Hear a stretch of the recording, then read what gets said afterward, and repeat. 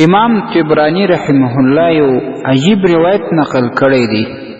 چې محمد مصطفی صلی الله علیه وسلم فرمایلی دی چې څوک خپل کور ته داخلیږي او په دې وخت کې سورة الاخلاص قل هو الله احد دا سورت تر پایه تلاوت کې،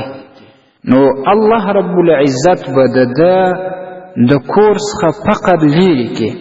حتی امام ابن کثیر رحمه الله په خپل تفسیر کې دا روایت نقل کړی دی،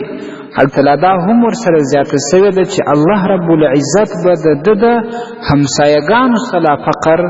او مسکنت لیرې کې. دا ډیر ناشنا او ډیر اسانه او ډیر مفید عمل دی.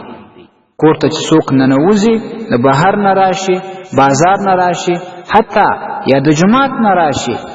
نو چې کور ته ننوځي دې وخت کې به قل هو الله احد ووایي، الله رب العزت به د کور نه فقر او مسکنت لیرې وساتي.